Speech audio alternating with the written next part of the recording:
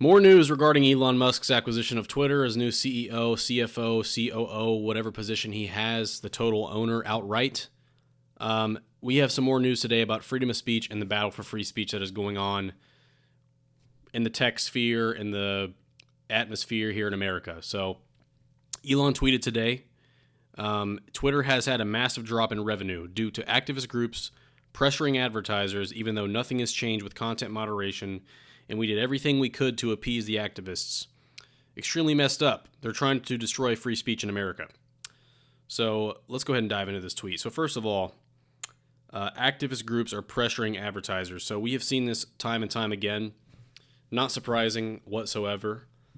First thing that comes to my mind when I see this is I remember people getting blacklisted, people getting pressured by certain political groups like BLM, Antifa, threatening certain organizations that if they do not back a certain narrative, if they don't back something, that they're going to stop doing business with them. And I think about the MLB with the voting laws in Georgia. I remember that company took it upon themselves to try to be activists in some sort of fashion. But when they protested the voting laws in Georgia, which essentially just, if I recall correctly, was just voter ID, required a voter ID to vote, the companies like the MLB came out and protested. And I think that's what we're seeing here with Twitter.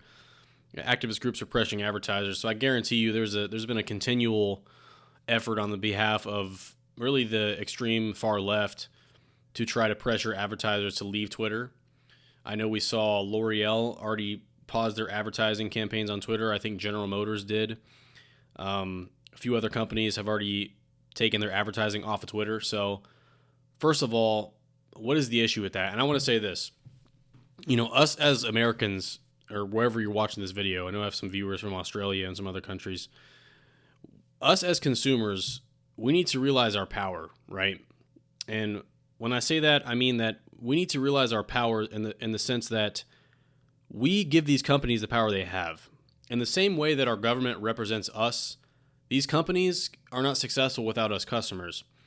And believe it or not, whether these companies want to acknowledge this or not, L'Oreal, General Motors, some of these companies that are pulling their ads off Twitter, that what they don't realize, or what they're a little bit cocky with this perspective that they're taking their ads off Twitter, the reason that this is not a great move is because half of their customers likely land on the side of supporting freedom of speech and supporting Elon Musk's acquisition of Twitter. So they are alienating their customer base. But I think the problem here is that the right does not often avidly and viciously protest things in which they disagree with. So likelihood is what we'll see here is that GM will pull their ads, L'Oreal will pull their ads, but we won't really see a feedback from the customer, which really is the issue. If more customers were willing to pull their business away from these companies and let them know that they have issue with this, then they can just keep doing this and get away with it. But that's assuming that Elon would cave in to these pressures. I'm not exactly sure that he will do that. I'm not sure that he will cave into this, so we'll see what happens. But moving on here, after that he said, even though nothing has changed with content moderation, and we did everything we could to appease the activists. So again, the second part there, nothing has changed with content moderation. So that's kind of concerning, right? Because I saw a tweet today from somebody about elections, the upcoming midterms, and the issue was that the tweet was labeled as dangerous or misinformation, and essentially the tweet basically just talked about how it's a little bit strange that it's going to take 2 or 3 days to count the ballots, right? We've seen this new campaign of sorts, this new narrative going out there that it's quote-unquote normal for it to take 3 days, 4 or 5 days to count ballots in an election, which really is a new idea.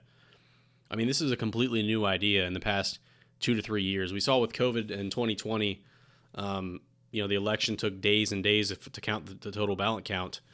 And I think the issue with that is some Americans do not trust the ballot counting process, and sometimes, because whether you believe in that there's any sort of, I'm not going to say it, but the F word in the elections, whether you believe that or not, I think it's important to acknowledge that it's not been a normal thing for it to take that long to count the ballots. So something to keep in mind. But anyways, yeah, Twitter is still limiting that type of stuff. So with Elon at the head, which we saw, Elon, his new version of Twitter actually fact-checked the White House 2 days ago, and they took a tweet down from that.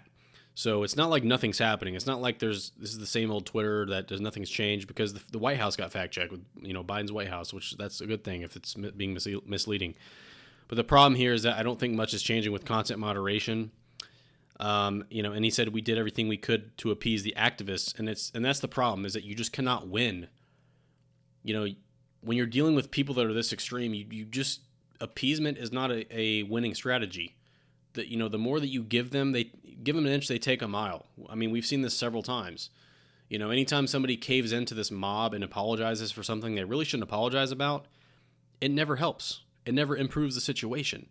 So let's hope that Elon learns from this lesson. Let's hope that he sees what's going on here with this situation with Twitter. I mean, I don't think that he's gonna keep caving into these people, but you never know, right? Because I think part of the issue here is that he secured a good amount of funding for this deal to buy Twitter. And anytime you take money from people, you obviously have to honor their requests in a certain way. Whether you have to do it straight up, you have to honor their requests, expressly every single time, or whether it's one of those situations where, it's kind of like just an unsaid pressure because you took their money. Either way, I think it's something to look at, is Elon really acting in his own volition here? Because I think, truth be told, if he were doing that, he wouldn't even have done what he did the past few days when he, consulted this board of diverse opinions that were really just all leftists, and kept this guy as the head of integrity that has proven to be somebody who's not trustable, right? So it's just one of those things you have to weigh out and think about this. And I'd like to know what you guys think down below in the comment section. Let me know what you guys think about this. Is he running it correctly? And how is this drop in revenue going to affect things at Twitter? You think it's going to affect the way he runs the platform? Is he going to see his vision through to support free speech? I personally hope so. I think he will. I've seen enough out of Elon Musk to this point that I think he has principles to fight for these things, but we never really know until he's in the position. So with that being said, like I said, let me know what you guys think down in the comment section below. Make sure you like the video if you enjoyed the video or took something from it. Subscribe to the channel if you are new. With that being said, this is Joseph stating the obvious. I will see everybody next time. Peace out.